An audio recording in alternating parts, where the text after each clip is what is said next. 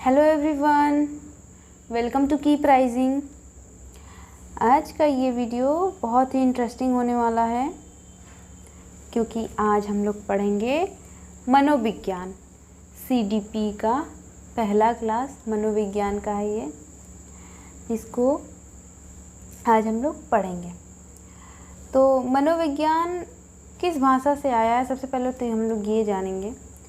मनोविज्ञान जो होता है ना, वो मनोविज्ञान जो है वो ग्रीक यूनानी भाषा से आया हुआ है। मनोविज्ञान जो कि मनुष्य जानवरों के मन तथा व्यवहार का अध्ययन करता है।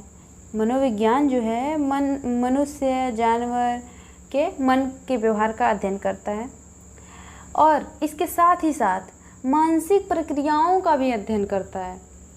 अर्थात मनोविज्ञान मनुष्य जानवरों के मन तथा व्यवहार का अध्ययन करता है तथा संपूर्ण मानसिक प्रक्रियाओं का भी अध्ययन करता है। ठीक है। मनोविज्ञान का अर्थ क्या होता है? तो मनोविज्ञान का अर्थ आत्मा का विज्ञान है। प्राचीन काल में इसे आत्मा का विज्ञान कहते थे। वर्तमान में मनोविज्ञान को मन और व्यवहार का विज्ञान कहा जाने लगा। पहले मनोविज्ञान को प्राचीन काल में मनोविज्ञान को आत्मा का विज्ञान कहा जाता था, परंतु वर्तमान समय में मनोविज्ञान को मन और व्यवहार का विज्ञान कहा जाने लगा। क्लियर है सबको यहाँ तक? विलियम वुंड तथा विलियम जेम्स मनोविज्ञान को दर्शन शास्त्र से अलग किए हैं। ये दो नाम आपको बार बार आगे आएंगे, मिलेंगे। विलियम वुंड तथा विलियम जेम्स, इन्होंने क्या किया था? दर्शन शास्त्र से मनोविज्ञान को अलग किया। तो आगे बढ़ते हैं।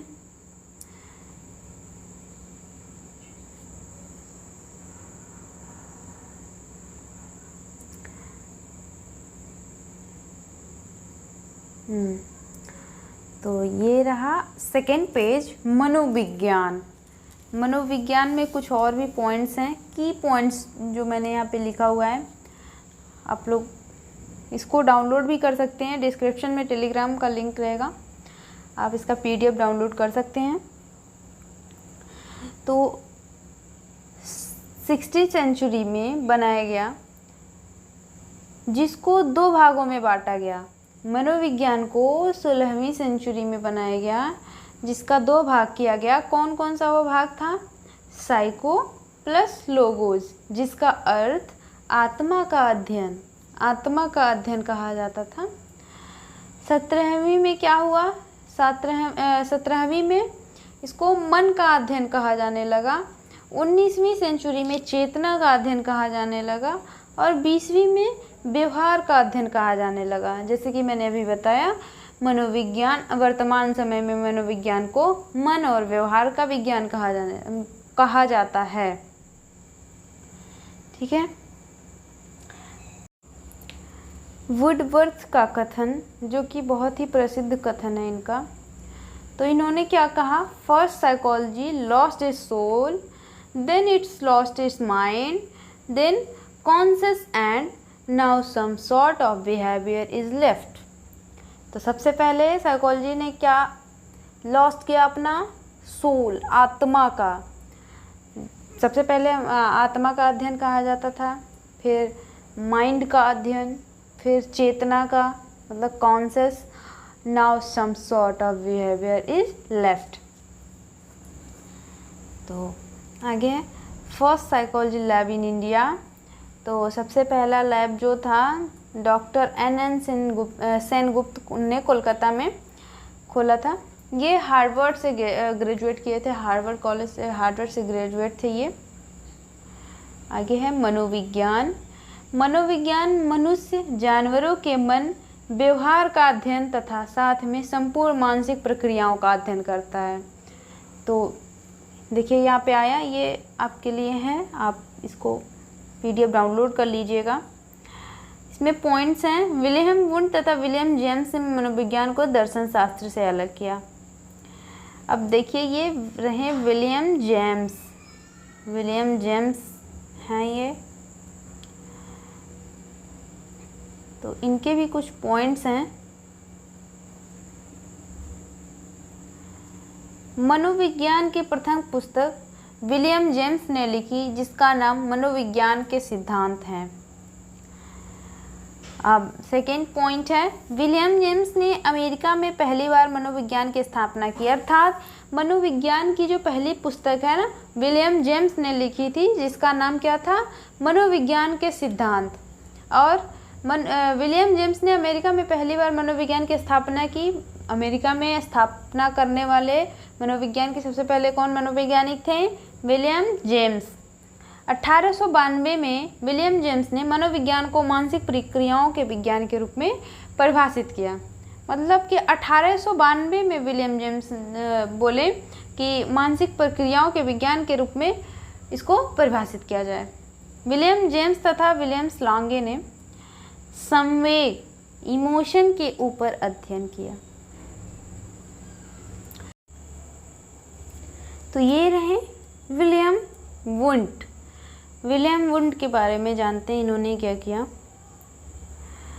तो 1892 में इन्होंने मनोविज्ञान को विज्ञान के रूप में परिभाषित किया। अर्थात मनोविज्ञान को ये 1892 में कह रहे हैं कि ये मनोविज्ञान है, मनोविज्ञान के रूप में परिभाषित करो। यह जर्मन के प्रथम मनोवैज्ञानिक हैं विलियम मैकडॉगल। विलियम मैकडॉगल हैं ये, इसका फिगर आपको दिख रहा होगा।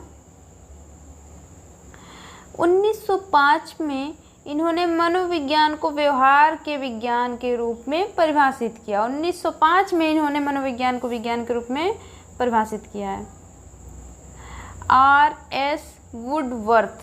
R.S. वुडवर्थ का ये स्क्रीन पे जो आपको फोटो दिख रहा है, ये R.S. वुडवर्थ हैं।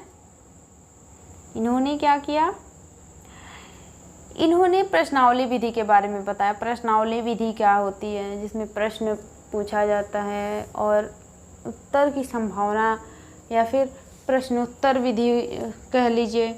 तो ये प्रश्नावली विधि के बारे में बताए थे R.S. वुडवर्थ। इनके अनुसार व्यक्ति की गतिविधियों का अध्ययन करना मनोविज्ञान है। कोई भी व्यक्ति जो काम कर रहा है, उसकी गतिविधि क्या है, उसका अध्ययन करना ही मनोविज्ञान है। ये किसने कहा है, R.S. वुडवर्थ ने। मनोविज्ञान की शाखाएं, तो अभी तक तो ये लोग थे मनोवैज्ञानिक, जिन्होंने अपने अपने तरीकों से मनोविज्ञान को परिभाषित किया, कब किया, इसके बारे में जानकारी थी। अब हम लोग मनोविज्ञान की शाखाएं के बारे में जानेंगे।